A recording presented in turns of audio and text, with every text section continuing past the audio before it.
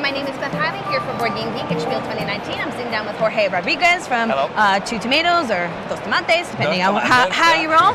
And you brought us your new title, which just came in on Thursday, which is Escape Pods. So I can tell you a little bit about the game. Dive in, or blast off, as the case may be. Exactly. So as you can see in this game, the players are in a spaceship, but the spaceship is starting to explode. So they need to move their crew members to some neighboring refuges that are on like some moons and stuff. So that's what you need to do. And how are you going to take them to those refuges? By using the escape pods, no? The deal is that the other players, they also have their own crew members that they also want to save. So we're because the escape pods, they don't belong to any player, okay? So each refuge, there's a lot of them. I just put the normal setup, but there's a lot of them. Lots of them. Each one has 5 spots for people that can go there. But depending on the refuge, looking for certain people, they will need certain people, because the crew members are divided in 3 groups. There's the scientists, there's the commanders, the military people, and there's the engineers. Okay, so actually you play with the pieces like this. You can always check your pieces, but I'm not going to know what your pieces are. Exactly. And the gameplay is very simple. You have 2 cards where you have all the actions that you can take. And this is like your command center, let's say. Anytime that you wish to take an action, you actually need to use one of your crew members to signal that you're going to use the action, okay? And why they are divided on 2 different cards is because these are like the basic actions that you can do. And at the end of your turn, the crew member that you put, he will come back to your supply. Okay. But those are the advanced actions, which are stronger, they are better. The crew member needs to stay there until one of 2 things happen. Either you have these 3 actions full. 3 out of 4. At that time you get them back. Or if you really need to get them back, you can also use this action. And then it gets you your crew members back. And that's basically the game in a nutshell.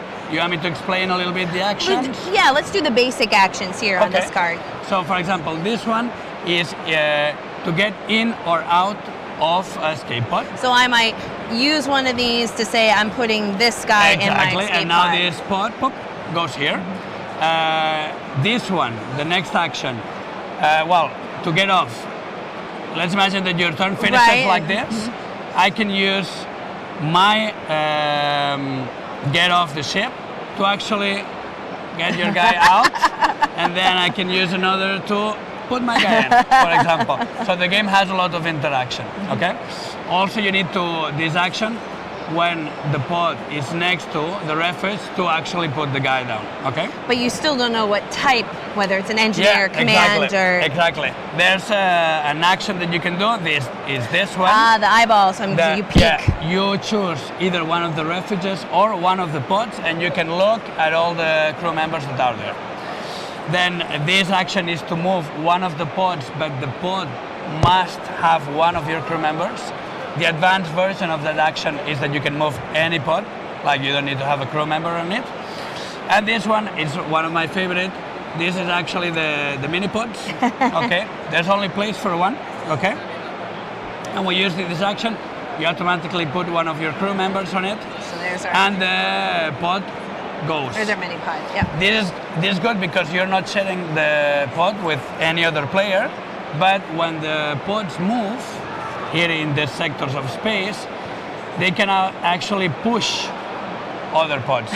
If the pod is smaller, then it's going to get pushed, but you can also use that to your advantage. To push your own. And I'm guessing we have a limited amount of time to try and get as many people off. As we were saying, the ship is exploding. You can see these explosion markers here. Whenever, let's say that I put one here and then you put one here where the token is. We put this token down and then we see that this card says sector number 7. We'll go to the board, look, what is it? Look, it's here. There's a debris coming from the explosion, poop, and it's blocking. And now we'll have to go around. Exactly. When the game ends, basically, when there's an unpassable barrier, then players who still have crew members on pods here, they can finish, but then that's the end game. And then we score the points according to the needs of each refuge. And I'm guessing that if you had a commander and I had a commander, I'm guessing, and they only want one, that if I got there first, mine would count and yours doesn't. We just flip them and then assign them. For example, here I would flip here and assign here. But as you were saying, if there's only a spot for one type and you're there first, you get the points. Now, I know you have a couple other of the special powers, but we'll let people look through the rule book and get an idea of what that's on their own. How many total players? It's 1 to 5 players. Oh, so you can play a solo game as well? Because with this triggering end game triggering condition, you can play it solo against the clock. There you go. Well, if you guys want to try your very best to escape from an exploding ship, then you should check out Escape Pods, which is being published by Two Tomatoes. And Jorge, thank you. Thank you very much.